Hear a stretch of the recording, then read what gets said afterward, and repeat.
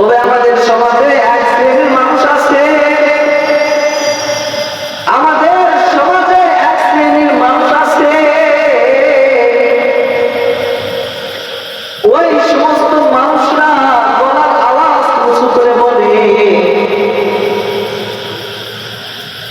আমরা জান্নাত বিশ্বাস করি না, আমরা জান্নাত বিশ্বাস করি না, আমরা জাহান্নাম কেউ বিশ্বাস করি না, আল্লাহ রাব্বুল আলামিন সমগ্র জগতের স্রষ্টা তাকেও আমরা বিশ্বাস করি না। ডাক দিয়ে বললাম, ও বন্ধু, কেন তুমি জান্নাত জাহান্নামকে বিশ্বাস করলা না?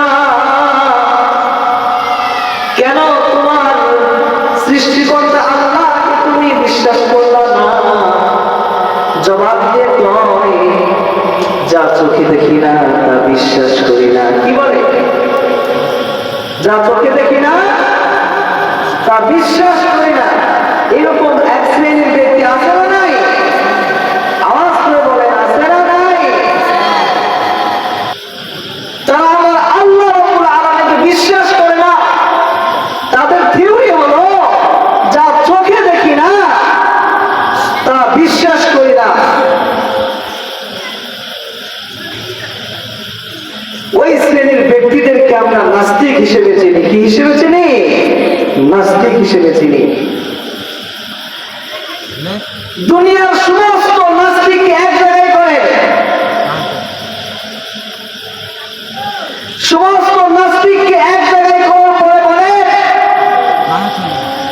যা তোমরা চোখে দেখো না তা বিশ্বাস করো না।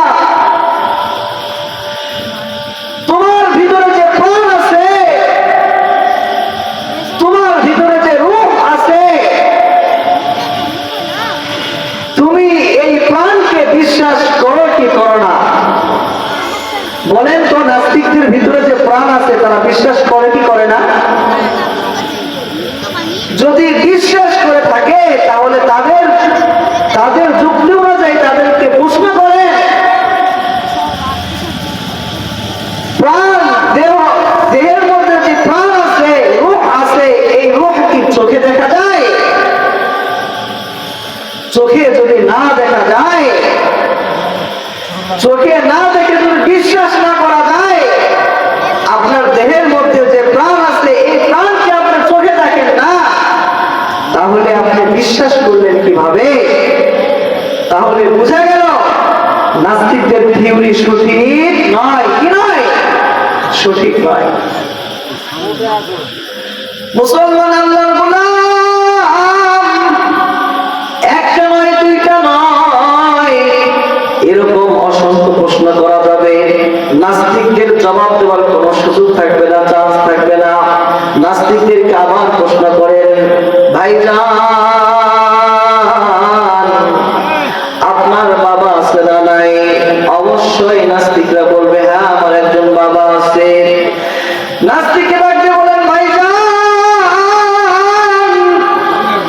আপনার একজন বাবা আছে, আপনি স্বীকার করছেন আপনার একজন বাবা আছে, ওই লোকটা যে আপনার বাবা আপনি চোখে দেখছেন কিনা? আপনার বাবা যে ওই লোকটা আপনি চোখে দেখছেন কিনা?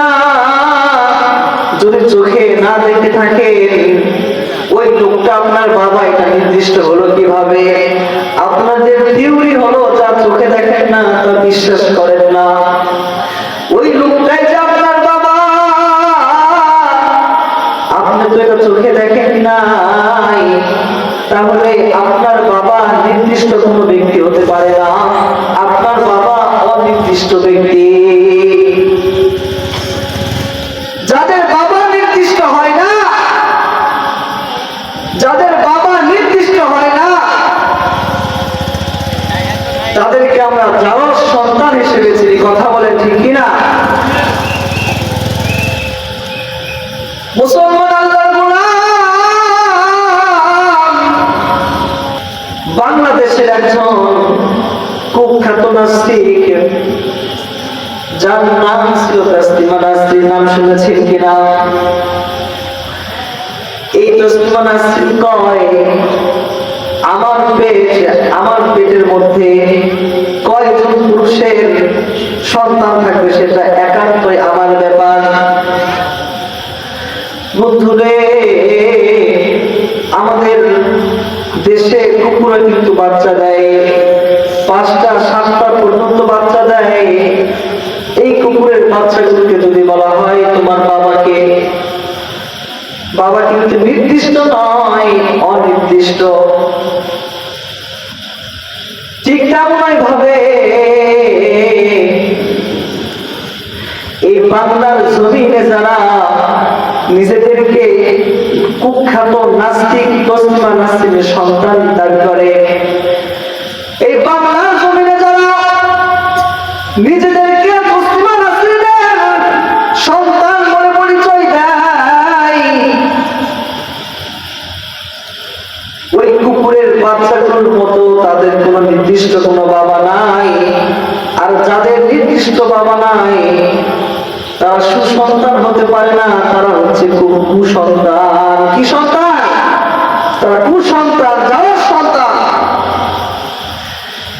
সম্মানিত হাজরিন, নাস্তিকদের হালত হলো এরকম। এটাই হলো নাস্তিকদের অবস্থা।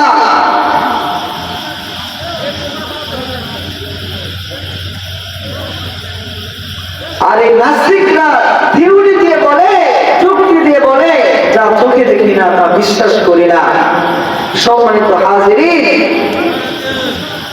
আমরা জান্নাতকে বিশ্বাস করি, জাহান্নামকে বিশ্বাস করি, আমাদের মালিক আল্লাহ রাব্বুল আলামিনকে বিশ্বাস করি। আমরা ঈমান এনেছি, ঈমান অনুযায়ী আমরা আমল করি। ইনশাআল্লাহ আমরাই জান্নাতে যাব। বলেন ইনশাআল্লাহ আমরাই জান্নাতে যাব।